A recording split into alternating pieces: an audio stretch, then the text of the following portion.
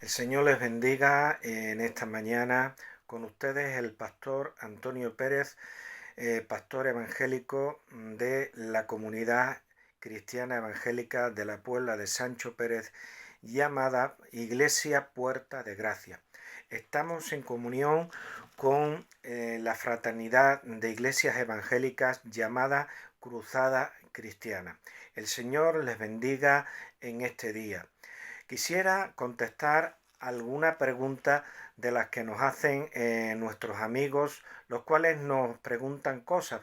Una de ellas es la siguiente: ¿por qué no usáis de imágenes? Bien, voy a tratar de contestar a esta inquietud de aquellas personas que nos escriben y nos hacen este tipo de preguntas. Bien, creemos que dar culto a las imágenes es un pecado. Es pecar contra el segundo mandamiento de la ley de Dios, es decir, del Decálogo, concretamente contra el segundo mandamiento. Voy a leer esta versión de la Biblia católico-romana, la famosa versión Nácar Colungar, publicada por la Biblioteca de Autores Cristianos, que en Éxodo 20, a partir del versículo 4, nos habla del segundo mandamiento de la ley de Dios. Y dice: no te harás esculturas ni imagen alguna de lo que hay en lo alto en los cielos, ni de lo que hay abajo sobre la tierra, ni de lo que hay en las aguas debajo de la tierra. No te postrarás ante ellas y no las servirás, porque yo soy Yahvé tu Dios, un Dios celoso, que castiga en los hijos las iniquidades de los padres hasta la tercera y cuarta generación de los que me odian, y hago misericordia hasta 1000 generaciones de los que me aman y guardan mis mandamientos. Entonces estamos para guardar los mandamientos de Dios. Y si Dios prohíbe el culto a las imágenes, pues tenemos que conformarnos a la voluntad de Dios. Entonces, el decálogo es el resumen de la ley moral de Dios. Es decir, no son ritos ceremoniales sujetos a caducidad, sino la revelación del carácter de Dios, lo cual guía nuestra forma de vivir cristiana, incluyendo la adoración a Dios. Entonces, ¿qué cosas quedarían abolidas tras la segunda venida, tras la venida de Jesucristo? Pues en Hebreos capítulo 9, versículos del 9 al 10, nos dice aquello que sería abolido tras la venida de nuestro Señor Jesucristo. Y dice el autor a los hebreos: lo cual es símbolo para el tiempo presente, según el cual se presentan ofrendas y sacrificios que no pueden hacer perfecto en cuanto a la conciencia al que practica ese culto, ya que consiste sólo de comidas y bebidas, de diversas abluciones, es decir, lavamientos y ordenanzas acerca de la carne, impuestas hasta el tiempo de reformar las cosas. Entonces, cuando el Señor Jesús vino, no tocó para nada la ley moral de Dios. ¿Por qué? Porque los 10 mandamientos, la ley moral de Dios, es eterna, como es eterno el carácter de Dios. Es decir, los mandamientos del Señor, su ley moral, es un trasunto o una copia del carácter justo e íntegro de Dios. Entonces eso no está sujeto a caducidad, porque algunos nos dicen: no, es que eso es lo de la prohibición de las imágenes era para el Antiguo Testamento, para la antigua ley, pero en el Nuevo Testamento ya eso no tiene vigencia. No, vemos que lo que fue abolido tras la venida de nuestro Señor Jesucristo eran cuestiones de comida, de práctica cultural, por ejemplo, los sacrificios de animales, ordenanzas impuestas hasta el tiempo de reformar las cosas. Vino Cristo y aquellos rituales de la ley mosaica quedaron abolidos. Pero lo que no quedó abolido fueron los 10 mandamientos, fue la ley moral de Dios. Ya sabemos que la Iglesia Católica Romana ha modificado el decálogo y entonces presenta un decálogo distinto. Pero si ustedes van, por ejemplo, a cualquier Biblia católica romana, en este caso la Nácar Colunga, ustedes se darán cuenta en Éxodo 20 o en Deuteronomio 5 que el segundo mandamiento de la ley moral de Dios es la prohibición de las imágenes. Entonces, el decálogo no está sujeto a caducidad porque es de carácter moral, no es de carácter ritual o ceremonial. Y el único que tiene una excepción en ese sentido es el cuarto mandamiento, que tiene dos aspectos: ceremonial para Israel y moral para la humanidad. El cuarto mandamiento respecto del sábado, ahí sí hay una doble implicación. El lado ceremonial era exclusivo de Israel, no podías encender fuego, no podías caminar más de cierta distancia en el día de reposo, en el sábado, y eso fue abolido tras la venida de nuestro Señor Jesucristo. Sin embargo, la parte moral del cuarto mandamiento, del día de reposo, eso tiene una validez moral eterna, porque tú no puedes abusar de tu cuerpo trabajando los 7 días de la semana. No, tú tienes que apartar un día para reposar tu cuerpo y en ese día dar honra, gloria y alabanza al Señor, es decir, rendirle culto. Eso lo hacemos los cristianos en el día en el cual el Señor Jesucristo resucitó, que es el domingo. Por lo tanto, en la comunidad cristiana primitiva hubo un paso paulatino del sábado judaico al domingo cristiano. Entonces, el único mandamiento del decálogo que tiene una parte ceremonial, pero tiene al mismo tiempo una parte moral, es el cuarto mandamiento. La parte ceremonial correspondía a la antigua alianza, a la ley mosaica, y ya no tiene sentido para el pueblo de Dios, y la parte moral del mismo sigue vigente, que es guardar un día para Dios, reposar el cuerpo del trabajo, y esto se hace una vez por semana. Bien, ¿qué dice el segundo mandamiento de la ley de Dios? Vamos a leerlo otra vez. Dice, no te harás esculturas ni imagen alguna de lo que hay en lo alto en los cielos, ni de lo que hay abajo sobre la tierra, ni de lo que hay en las aguas debajo de la tierra. No te postrarás ante ellas y no las servirás, porque yo, Yahvé tu Dios, soy un Dios celoso. Entonces, ¿qué significa esto? Pues significa que no podemos fabricar ningún tipo de escultura con el fin de escultura o de imagen del tipo que sea, con el fin de rendirle culto. Y esto es precisamente lo que hace la Iglesia Católica Romana. Por eso nosotros, ajustándonos al texto de la palabra de Dios, no usamos de imagen alguna, porque Dios lo prohíbe. Dice que ni de lo que está arriba en el cielo, donde están los santos, están los ángeles, está Dios, ¿verdad? Ni en la tierra, ni debajo de la tierra, ni en las aguas, es decir, los seres marinos. No podemos hacer escultura de ningún tipo para rendirle culto.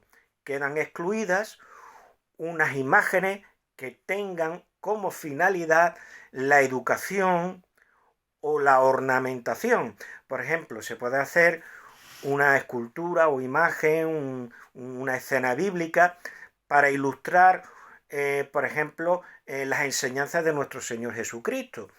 Eso ya es otra cuestión aparte.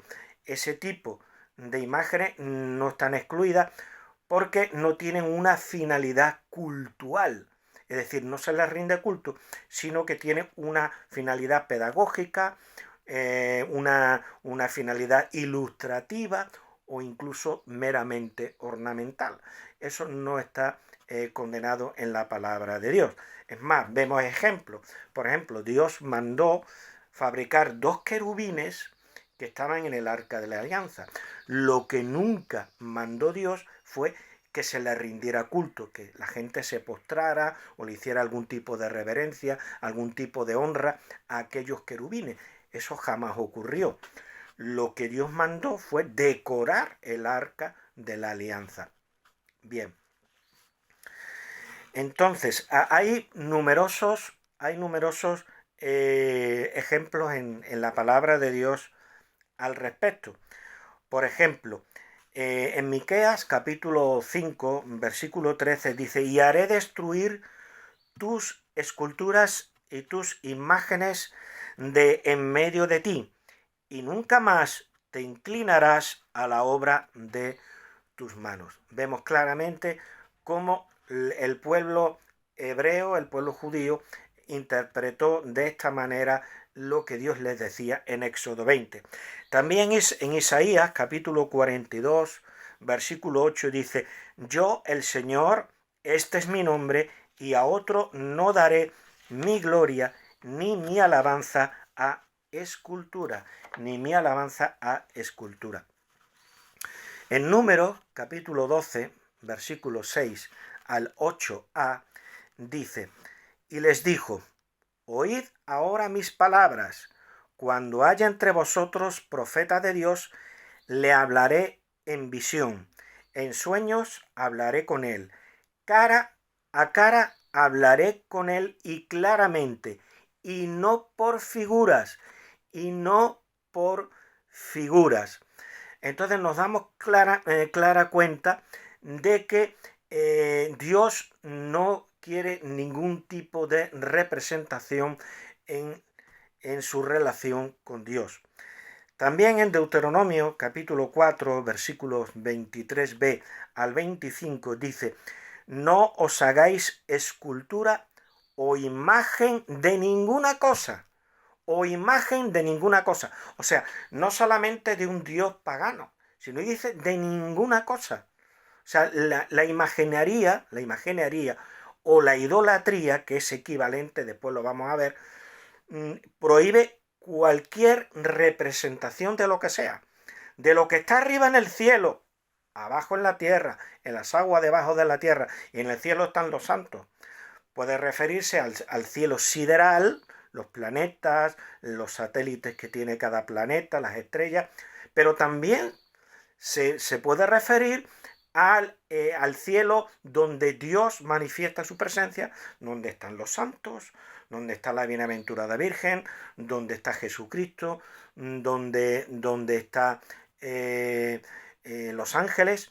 Entonces, Dios nos prohíbe cualquier tipo de imagen. Dice: no os hagáis escultura o imagen de ninguna cosa, que el Señor tu Dios te ha prohibido, porque el Señor tu Dios es fuego consumidor, Dios celoso. Significa que Dios quiere un culto exclusivo. No quiere un culto mayor para Él y menor para otras criaturas, por más santas que sean. No, Dios quiere un culto exclusivo. Dios es celoso. Dios no pide más, no. Dios pide culto exclusivo, solo a Él.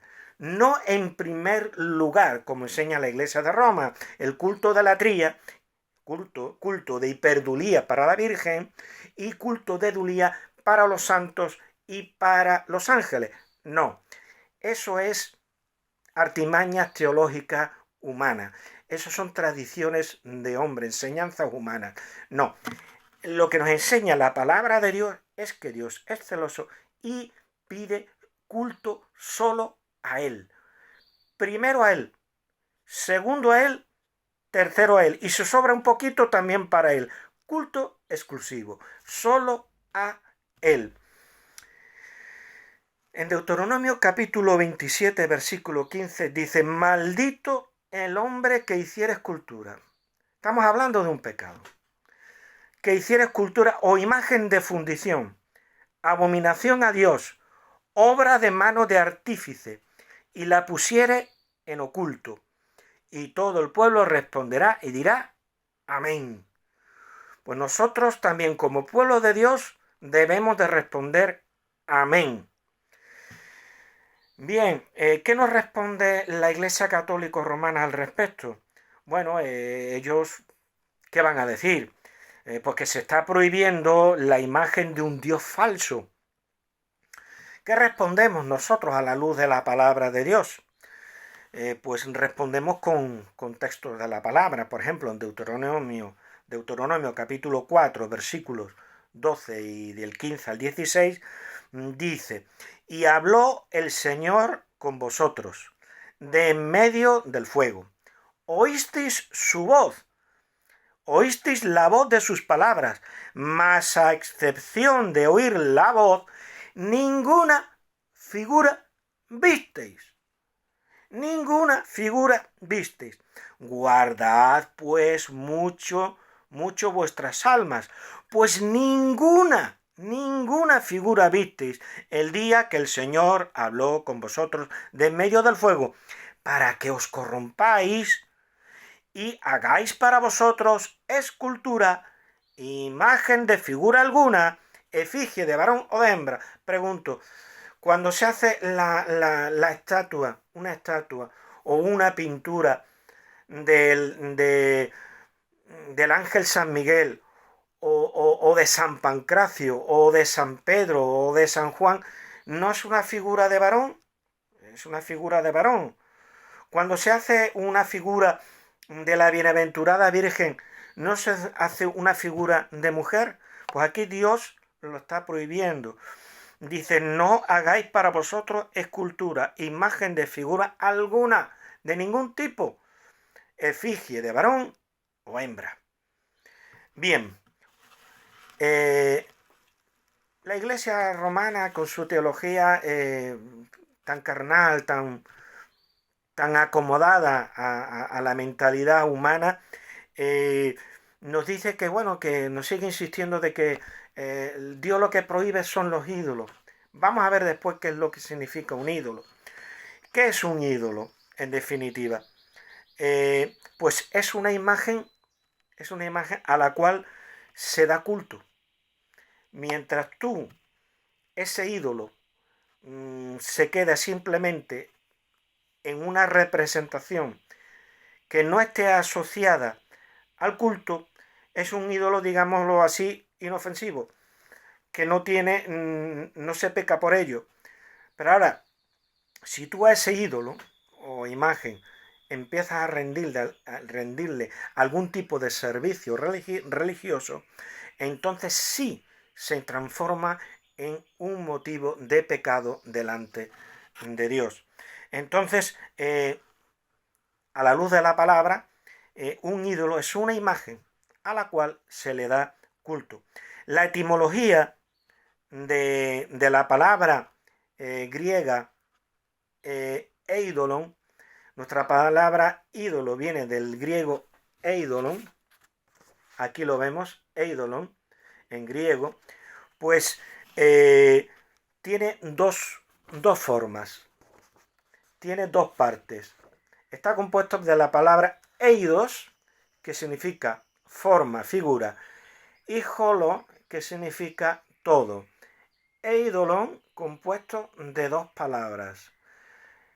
Forma, figura, todo. O sea, todo lo que sea una forma.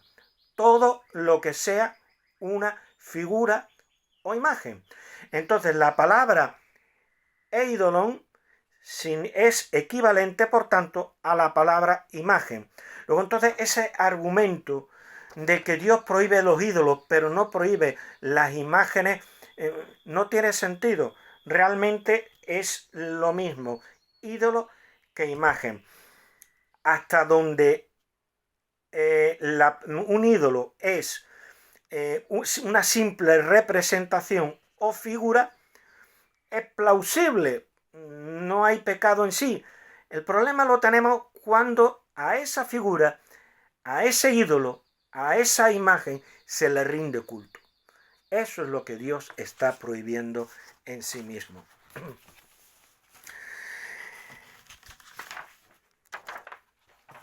¿Y qué nos dice el Nuevo Testamento al respecto? Bueno, el Nuevo Testamento menciona la idolatría o la imaginería como una obra de la carne. Nos dice en Gálatas capítulo 5, versículos 19 al 20a. Dice, y manifiestas son las obras de la carne. ¿Qué obras? Dice que son adulterio, fornicación, inmundicia, lascivia, idolatría, hechicerías, enemistades, etc. Entonces, ¿qué es la idolatría? Pues la idolatría es honrar una imagen independientemente de lo que represente, sea a Buda como sea a San Pancracio, exactamente igual. Idolatría es honrar una imagen con un servicio religioso correspondiente, independientemente de lo que esta imagen pueda representar. Dice en 1 Corintios capítulo 6, versículo 9 al 10b, ¿no sabéis que los injustos no heredarán el reino de Dios? No erréis, ni los fornicarios, ni los idólatras heredarán el reino de Dios. 1 Corintios capítulo 6, versículos del 9 al 10b. Dice que ni los idólatras heredarán el reino de Dios. ¿Y qué es un idólatra?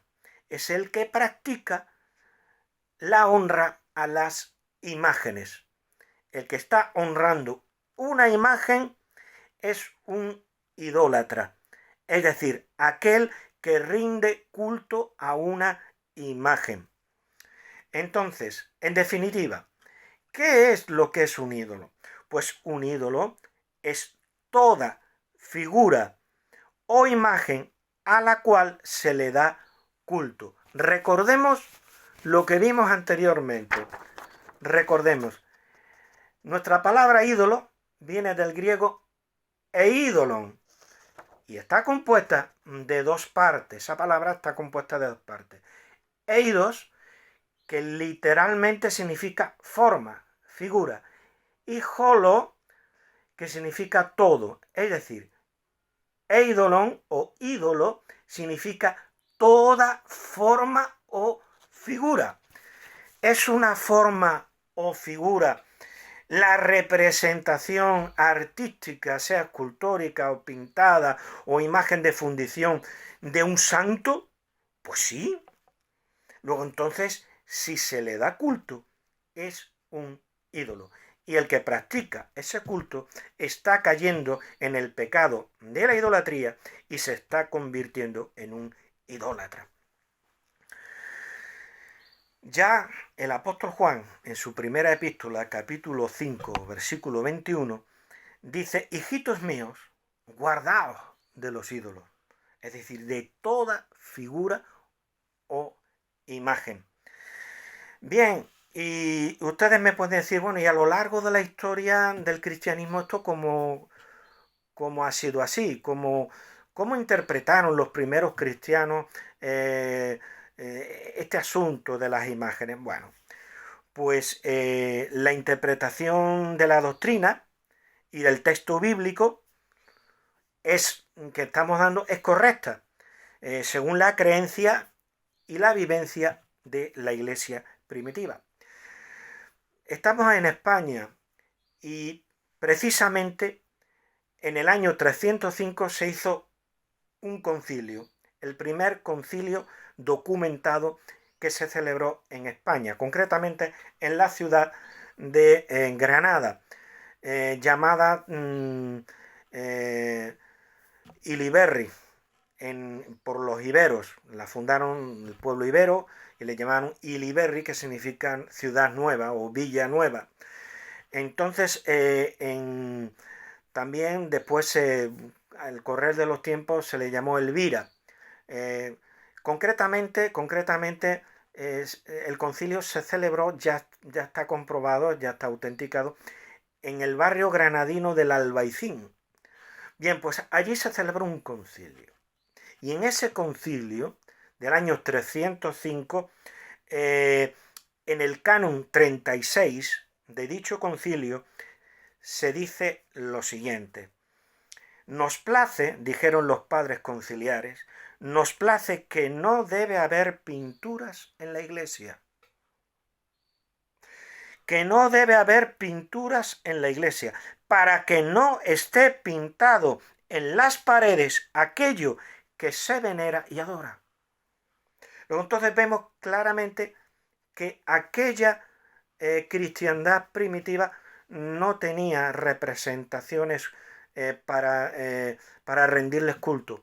Es más, mandaban que en los lugares de culto no hubieran estas representaciones, estas esculturas, estas imágenes. En las catacumbas sí aparece a lo mejor la figura del pastor, del buen pastor, con una oveja cargada, ¿no?, a los hombros, pero es algo ornamental, como también era algo ornamental los querubines en el arca de la alianza. Eso no está prohibido en cualquier iglesia evangélica, sobre todo en las iglesias más tradicionales, luteranas, reformadas, a veces en las vidrieras o incluso en el púlpito puede ver una representación del buen pastor o de una copa con un racimo de uva haciendo alusión a la Santa Cena, o de un pan. Es algo meramente ornamental y decorativo. Hasta ahí es plausible el uso de imágenes. Pero ahora, lo que Dios está prohibiendo es una imagen a la cual se da culto. Y los padres conciliares en el concilio de Elvira, temiendo la posible idolatría, prohibieron el uso de imágenes. Algo que estaba claro, pero algunos ya se estaban resbalando al respecto. Y entonces ellos reiteraron la doctrina que aparece en la palabra de Dios. Hubo mucha polémica a lo largo de la historia al respecto.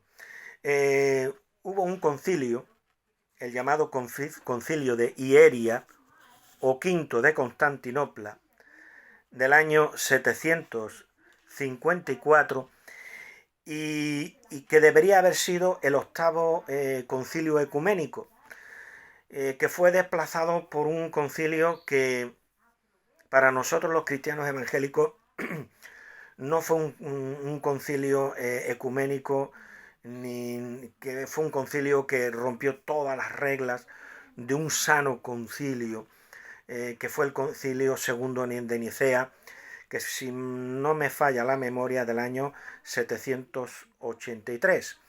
Pues bien,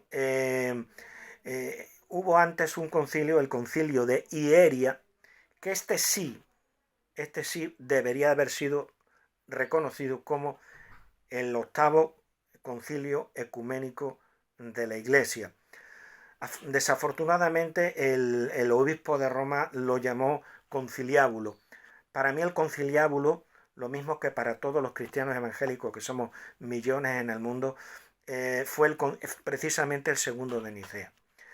Este concilio de Hieria o Quinto de Constantinopla decía: en nombre de la Santa y Consustancial Trinidad, principio de toda vida, todos nosotros, revestidos de la dignidad sacerdotal, habiendo alcanzado la misma opinión, unánimes declaramos que todo icono, es decir, imagen, de cualquier materia o color, hecha con mendaz arte por los pintores, sea rechazada y considerada ajena y abominable por la Iglesia de los cristianos. Ningún hombre ose empeñarse en el intento tan criminal e impío. Quien desde ahora en adelante busque realizar un icono o venerarlo o colocarlo en una iglesia o en una casa privada, o de ocultarla, si es obispo, presbítero o diácono, sea depuesto. Si es un monje o laico, sea excomulgado y sometido a las leyes imperiales como adversario de los preceptos de Dios y enemigo de la doctrina de los padres.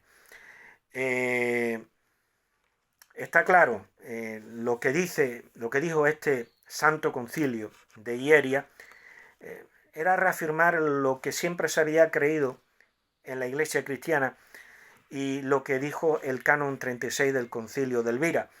Nos place que no debe haber pinturas en la Iglesia, para que no esté pintado en las paredes aquello que se venera y adora. Está bien claro.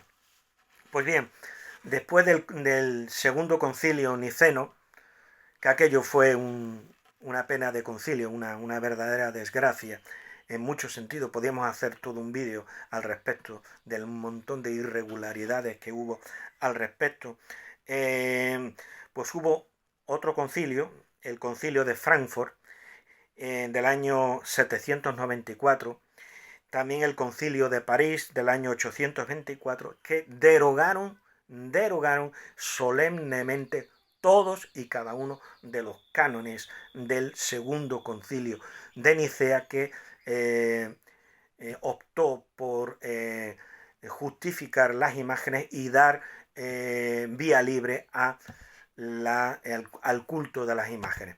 Pues bien, no solamente el de Hieria, sino que el concilio de Frankfurt del año 794 y después otro que se hizo en París en el año 824, derogaron solemnemente todos los cánones y los refutaron uno por uno, todos los cánones del segundo concilio de Nicea. Bien, en el concilio de Hieria concluye diciendo: y el enemigo de la doctrina de los padres. Invocan a los padres de la Iglesia, se invocó en el concilio de Hieria a los padres de la Iglesia como que el culto a las imágenes iba en contra de la doctrina que habían enseñado los padres de la Iglesia.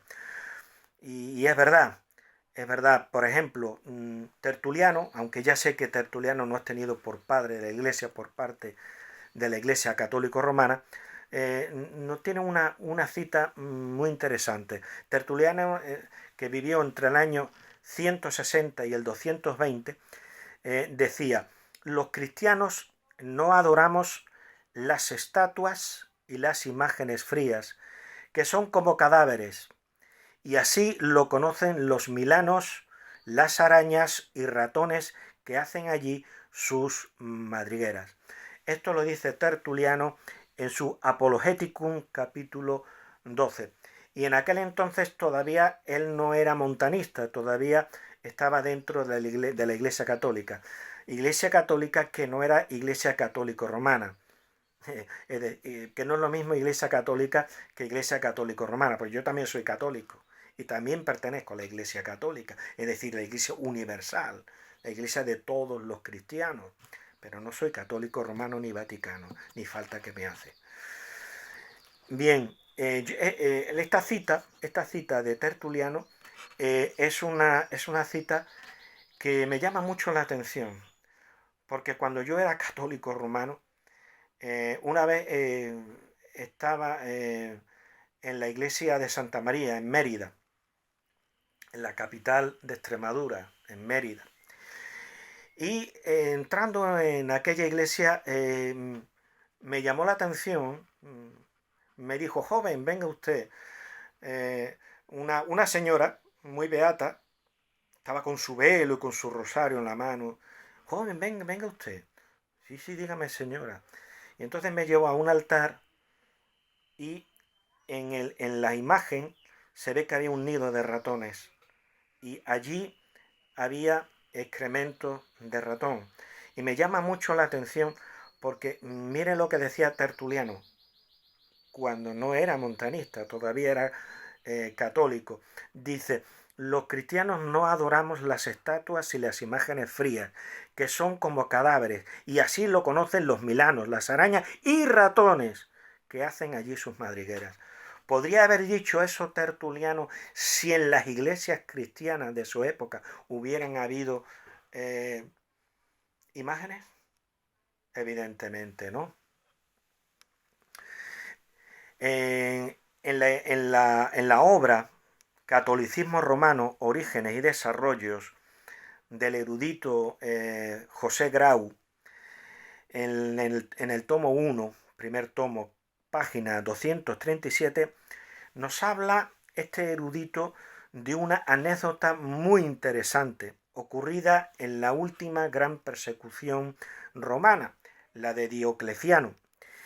Y esta anécdota a la cual se refiere este erudito, José Grau, dice lo siguiente: esto significa un cambio progresivo. Estaba hablando de la evolución doctrinal dentro de la Iglesia.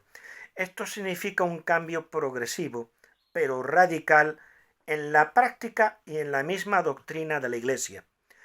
Dice: cuando los soldados de Diocleciano irrumpieron en una iglesia de Nicomedia en el año 297, mostraron su ignorancia total del cristianismo, al sorprenderse de no encontrar ninguna representación de lo que los cristianos adoraban allí. Esto era precisamente lo que diferenciaba a una iglesia de un templo pagano, dice el erudito. Pero esta diferenciación se iría borrando a medida que la cristiandad se mundanalizara. Ahora yo les pregunto a ustedes que me preguntan, ¿por qué ustedes no usan de imágenes? Si estuviéramos en tiempo de persecución contra los cristianos y los que persiguen a los cristianos dieran un portazo en la parroquia donde usted va a la misa, ¿se habrían sorprendido igual? Se habían sorprendido diciendo de no encontrar ninguna representación de lo que los que se reúnen allí tienen para adorar. ¿Se hubieran sorprendido? ¿Se hubieran sorprendido igual si hubieran irrumpido en la parroquia donde usted asiste a la misa? Evidentemente no se habrían sorprendido. ¿Por qué? Porque habrían encontrado las representaciones a las cuales se le da culto. Sin embargo, en el año 297, cuando la persecución de Diocleciano, aquellos soldados romanos se sorprendieron de que no había nada. No encontraron ninguna representación de lo que adoraban los cristianos. ¿Por qué? Porque no usaban de imágenes.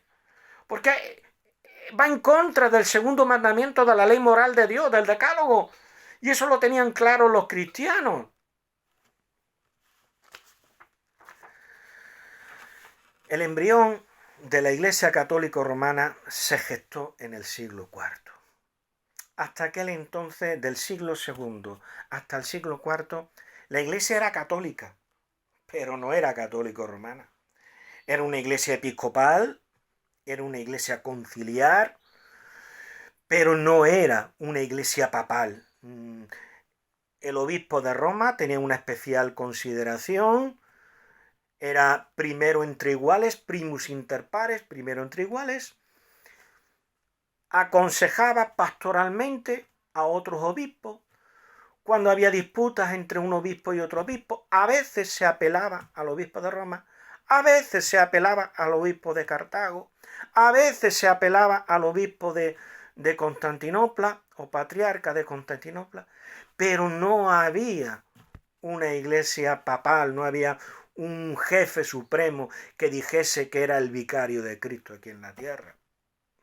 Entonces, el embrión de la Iglesia Católica Romana se gestó en el siglo IV con la unión de la Iglesia y el Estado, y se consolidó mediante la oficialización del cristianismo, entre comillas, por el edicto de Tesalónica en el año 380. Las masas hasta entonces paganas, por medio de un decreto ley, se hicieron cristianas. Ahora, ¿lo eran realmente? realmente aquellas masas que por decreto ley ahora eran cristianas, eran realmente cristianas? Evidentemente no. Entonces, ante la nueva situación, había por tanto, que dar un sustituto a aquellas masas acostumbradas a sus ídolos, y se empezó a tolerar el uso de imágenes. Pero hubo oposición de algunos líderes, como por ejemplo San Agustín, se opuso al uso de imágenes en la iglesia. Por ejemplo, en su obra De Consensum Evangelicum, libro primero, capítulo 10, dice lamentándose, dice San Agustín lo siguiente: la única imagen que nosotros debemos hacernos de Cristo es tener siempre presente su humildad, su paciencia, su bondad, y esforzarnos para que nuestra vida en todo se parezca a la suya. Aquellos que andan en busca de Jesús y de sus apóstoles, pintados en las paredes, dicen, lejos de conformarse a la Escritura, caen en el error. Recordemos lo que dijo el Concilio de Elvira en el Canon 36. Nos place que no debe haber pinturas en la iglesia, para que no esté pintado en las paredes aquello que se venera y adora. Por lo tanto, si está bien claro la doctrina, y vemos claramente cómo el Concilio de Hieria decía: nosotros y los padres de la iglesia y los santos padres, esta es la doctrina cristiana, esta es la doctrina de la fe primitiva. ¿Por qué entonces se empezó a usar imágenes en la iglesia? Para acomodarla a la nueva situación de oficialidad. Ahora, por decreto ley, todo el mundo era cristiano. Hasta aquellos que eran ateos. Venga, todo el mundo. Decreto ley. Edicto de Tesalónica, el cristianismo, religión oficial del Estado. Y ahí empezó lo que parecía que iba a ser una gran cosa, una gran bendición. Al final se tornó en la gran corrupción y la gran desgracia del cristianismo. Bien, el erudito, concluyo este vídeo con una cita de un erudito católico romano. Se llama Ludin Ott. Y este erudito católico romano, en su obra Manual de Teología Dogmática, página 480, dice lo siguiente: primitivamente las imágenes no tenían otra finalidad que la de instruir, lo que yo les dije, la de instruir. Dice, la veneración de las mismas por medio de ósculos, es decir, besos, reverencias, cirios encendidos, incensaciones, se desarrolló, es decir, no era algo que estaba concretizado, sino que fue una evolución, un desarrollo. Se desarrolló principalmente en la iglesia griega desde los siglos V al VII, justo cuando el cristianismo fue oficializado, al poco de ser oficializado. Hay un dicho jurídico que dice: a confesión de partes, relevo de pruebas. Con esto les dejo.